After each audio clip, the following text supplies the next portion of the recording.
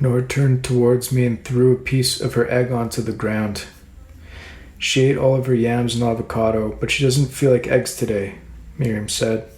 She stood at the sink, wearing black floral printed sweatpants, an oversized gray hoodie, and dish gloves. "Will you peel the other eggs for me?" she asked. It began raining while we ate. We put our rain jackets on and dressed Nora in her blue and green fleece suit. I went ahead to bring Nora's stroller around. As I walked back around the house, I remembered I'd forgot the rain cover in the garage. I saw Miriam's silhouette in the doorway. She brought Nora out.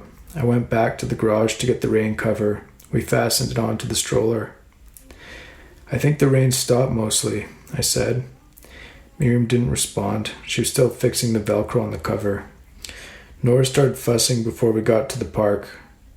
Miriam passed me her bottle. I knelt down in front of the stroller. Nora was annoyed by me as I tried to release her thumb from under the elastic at the end of her sleeve. Nora took the milk and tipped it backwards, slouching diagonally. As we walked, we paid attention to the cars that passed us, trying to decide which one we would inevitably want to buy. Miriam told me that she'd booked an appointment for her and Nora to get their passport photos taken. There was a place near the grocery store that everyone recommended on the neighborhood Facebook page. She would then have to take the photos to the passport office. She said two of her friends both had to wait in line for over 3 hours. She could book an appointment, but the soonest they could get her in was in August, and she wanted to go to New York before then. I suggested that if she was there first thing, the wait might be okay. I would stay at home with Nora.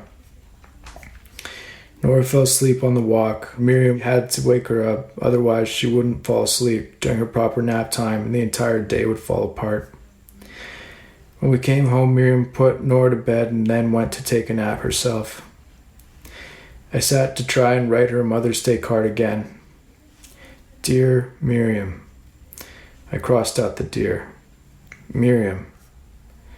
Miriam, in brackets, mother of my daughter. Miriam, in brackets, Mom." You stood in the hallway. Nora waved at you from her crib. When you waved back, she became shy and hid her face. "Tomorrow is Mother's Day. I'm trying to write a card for you, to find some detail that one day you might look back and remember how things were when Nora was less than a year old, on your first Mother's Day." I felt like the sentiment was forced and that I wasn't able to capture things in the way that I wanted. The next day I rewrote the card by hand, adding lines as they came to me. I signed the card, "Love, Nora, Mouse, and Josh," in brackets, Dad. The way the word looked, written out in all caps, my handwriting looked like a carbon copy of my dad's. I never thought of myself as Dad on paper like that before, but there I was. I was Dad, and Miriam was Mom. I folded the card and put it into my shirt pocket. As we waited for the coffee we ordered from the Starbucks in the grocery store, I noticed we were blocking the way of people getting from the escalator to the entrance.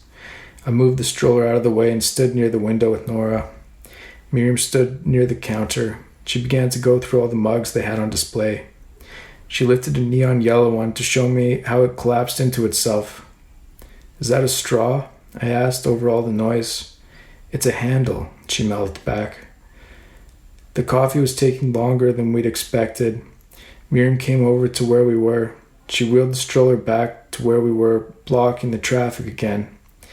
I didn't want to say anything to her, to criticize her on Mother's Day, but if I didn't, it would inevitably come up later in some passive-aggressive way.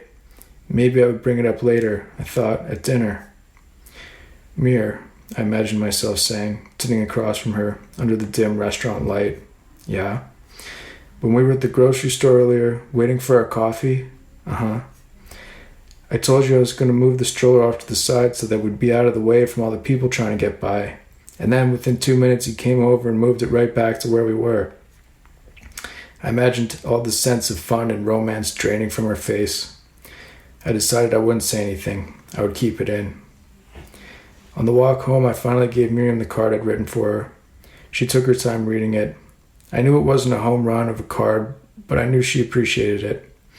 When we got home, she took the card from her butt pocket. The ink had all smudged. I felt some relief then, thinking that it had become a bit illegible. I knew it wasn't my best card. I knew how to write letters to my wife, but it was different writing to the mother of my child. I hadn't gotten the tone right. On the drive to the restaurant, I noticed how frustrated I got with her when she told me to change lanes. Was this about the stroller? I should have said something. We were early for our reservation, so we did a lap around the mall. Miriam wore heels. She was almost as tall as I was. All of the stores were closed. The jewelry had been removed from the displays. We walked by a coffee shop we'd been to with my parents when they'd been in town when Nora was only a month old.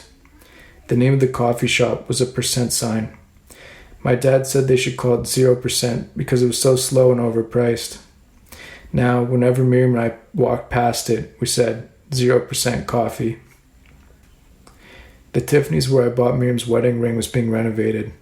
It seemed like they had another store open in the meantime. We bickered back and forth about if that was always where the store was or if this was going to be a new location. The restaurant was busier than we expected. The hostess told the people in front of us that if they didn't have a reservation, it would be an hour wait for a table. Miriam asked the hostess if it was always this busy on a Sunday. She said not at all. It was because of Mother's Day. They seated us at a table where I had a view of the parking lot and Miriam had a view of the highway. I felt a sense of nervousness or discomfort between us. It was like we were on a real date. There was something about seeing her in this context, wearing makeup and dressed up some.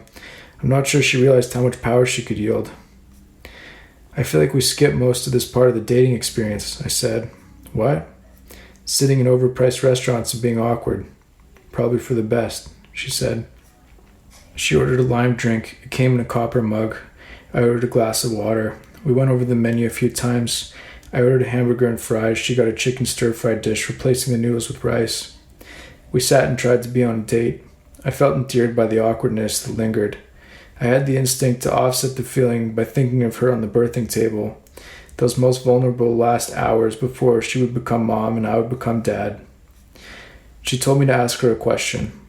I asked her what kind of car she would buy for herself without any regard for budget or practicality. She imagined a type of Audi, an SUV, some kind of hybrid.